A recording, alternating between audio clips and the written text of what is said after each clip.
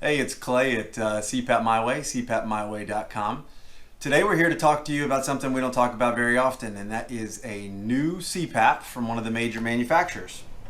So we're kind of excited about that. The DreamStation 2 is what we're here to discuss today. Really cool new unit, a lot of really cool new features. So we're going to detail those, kind of give you our perspective on how they shape up, as well as some of the pros and cons. As always, if you like the video, you find the content interesting or useful, hit us with the thumbs up, the like button there. Additionally, if you want more content, subscribe to the channel or follow us, and we'll be happy to keep the information coming. So let's get right into it. The first thing I want to just point out is the complete departure from the DreamStation. They're calling this the DreamStation 2 Advanced, and it almost seems just wrong to call it a DreamStation at all, because truthfully it is very different than the predecessor. First and foremost, it is a sleek black look, which we all know is very trimming. So that's purposeful. They want it to look as sleek and small on the nightstand as possible. You'll also notice that there's not like an obvious clear humidifier. Now, if you turn it around, you can see that this is the humidifier integrated on the back, but there's nothing real medical looking about it.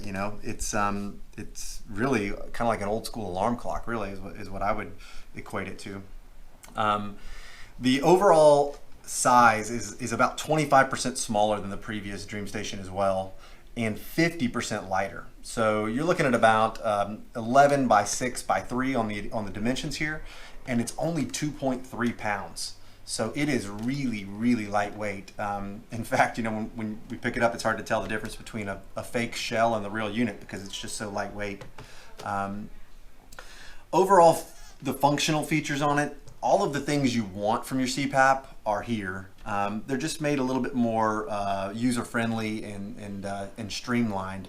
So starting off, you're going to notice that it does have a standard tubing connection on the front here. So what will come standard with your CPAP typically is going to be this standard tube. If you look at it here, standard tube end. It's this is the 18 millimeter tube, or 15, and it plugs on right here, just like any other tube. You can also plug a 22 millimeter on there. And so you don't really have an issue with hooking up a standard tube or a current tube that you have. But what's available on this one is a really cool new deal. It is an ultra slim tube here, heated hose. So this is going to connect right onto the front just like it does on the previous DreamStation. However, it is much thinner now, okay?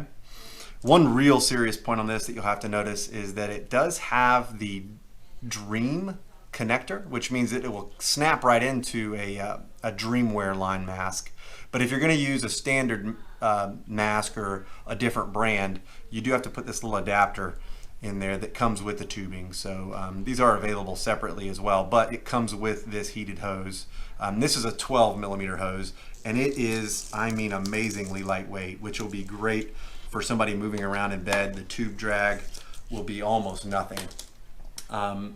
The other thing you'll want to notice is that the humidifier is on the back, kind of like it was on the DreamStation, but it's integrated to the CPAP now, which saves space and makes it a lot less bulky. To remove that humidifier, you'll see there's like a little thumbprint there. You just kind of push down, like you feel it release, and it slides right out. It has like a little groove here that slips around the plate, so you want to make sure when you're putting it back on, you set it all the way down the ground and then just kind of slide it in, and it'll go right on there. So on the humidifier, there's a couple of things I want to point out that are not my favorite. So first and foremost, you can't open the humidifier lid while the humidifier is in there. It really doesn't seem like a big deal until somebody does it accidentally and snaps one of those two little prongs off. So make sure that you pull it out, then you can open your lid and fill it. There's an obvious max line on the back. It's colored now. It's kind of nice. Make sure you don't overfill it, but they don't want you to fill it while it's attached to the machine because it could overflow. And then of course, putting it back in, you do have to make sure you line up those little clasps, clip it back on, and lock it back in. The other thing I want to point out that I'm not super keen on are these like little small crevices. And I know that doesn't really mean anything to a lot of people, but you're gonna need to keep those clean. Positive is that this is dishwasher safe top rack, so that's probably a good place to put it. But if you're not maintaining this thing, you're going to be growing some stuff in those little tiny places that will probably stay wet. I've cleaned enough CPAPs in the years to know that that's probably going to happen. Additionally, the seal will come out of the top so that you can maintain it a little easier as well. So that's nice. It's very user-friendly humidifier. The other thing while you've got the humidifier out is that the filter is right here. So it's a two-parter, just like the DreamStation. You've got your disposable, which is right here, and your reusable. This one needs to be tossed every 2 to 4 weeks, and this one's washable weekly. And they clip together very easily, just like that, and you slide it right back in after you're done maintaining it. The other thing that you'll notice in here is that you've got your SD card slot. So it probably won't come with an SD card because very few people are using that now. You've got the DreamMapper app. This unit has built-in Bluetooth as well as a built-in cell modem. So it's going to relay the data back to your supplier as well as to your physician. And then as far as you're looking at the data, it can all be done on the DreamMapper app via Bluetooth connection, which is really, really simple. The next thing I want to take you through is the actual patient menu. So to power on the device, you plug it in. It uses the same cord as the DreamStation. You can plug it in right here on this side, or if you want the cord to come out the other side, it's got a little grooved area on the bottom to tuck the cord in there nice and seamlessly. It'll kick on. The first thing it'll show you daily is going to be your last session, so last night's usage, basically. To get to your settings, though, you just press the settings button here at the bottom, and you'll see your comfort settings, right? You've got ramp, humidity, your tube type, and your current flex setting. We'll start with ramp because that's the one that's got something a little different on this particular model. It's kind of cool. You can select 15, 30, or 45 minutes ramp. Once you've selected that, you're going to come to a pressure setting here.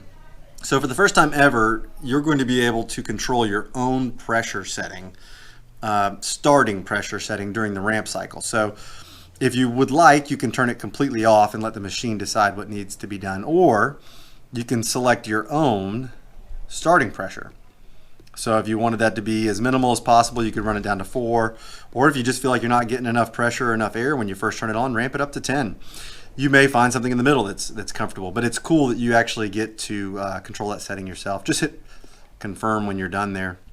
Additionally, you've got your humidifier setting. You click on that, you've got 0 to 5. The more humidity, the higher you want to set it. If you want less humidity, just run it down to off, but 3 is usually a pretty good setting. You've got your tube type here. As we mentioned, you've got the 12 millimeter heated available, the standard 15 millimeter, which is what's typically going to come with it. And then you can also choose to use 22 millimeter old school tubing. And then finally, here's your flex setting. You can go from off to 3. The higher you go with that setting, the more exhalation relief you're going to get. So, if you want a lot of exhalation relief, run it up to 3. If it's breathing a little too much for you, just run it down to maybe a 1. You can scroll a little further down and you're going to get your airplane mode selection, which is where you can disable the cell modem inside.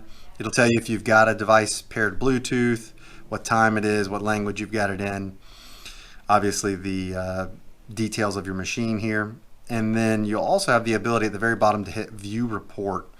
You can select between 1 and a full year of reporting. Most people are going to be looking at like a 90-day.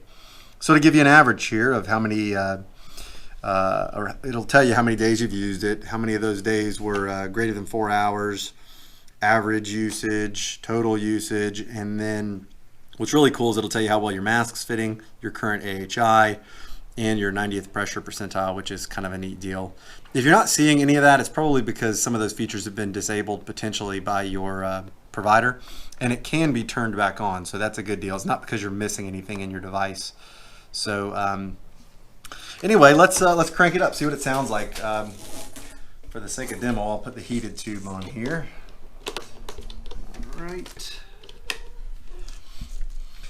And so if you have your auto on and auto off feature enabled, it'll just kick on as soon as you put the mask on and turn off when you take the mask off. But for demonstration here, we're going to press the power button, which is the only button, and turn it on. We've got a starting pressure of 10 here currently. And this is the machine running at 10 centimeters. it is super, super quiet, which is a nice deal. So the next thing you'll notice here, other than your starting pressure, is your humidity setting, and if you have a heated tube, your heated tube setting. If you press that, you'll see what the current setting is, and you can press it again, let me get it quickly, and adjust that setting. It goes up or cycles all the way back down, right? So adjust it to where you want it, and then it'll go away after a second. Or if you want to adjust the heated tube, just press the heated tube button to access it, and then press the heated tube again, the icon, not button here, a little old-fashioned. Press the icon to get it where you want, and then it'll go back to the main screen here in a second. So really, really simple design. There's really not a whole lot to it other than a little on and off button here, and then your menu that we've gone over. Overall, we think it's a really, really cool device. It is really small for a home unit and extremely lightweight. Even has a super small travel bag. So if you're, taking it through the airport, you're going to notice a lot smaller and a lot lighter carry-on. You can find out more information in our description below. We've got a link to the blog as well as all the accessories that we've discussed. And remember, if you found the info useful or good, hit us with a thumbs up. If you'd like more content, subscribe and follow us. And then additionally, if you have any questions, just throw it in the comments below. We'd be more than happy to answer anything that we can for you. And we really appreciate you watching. Thank you.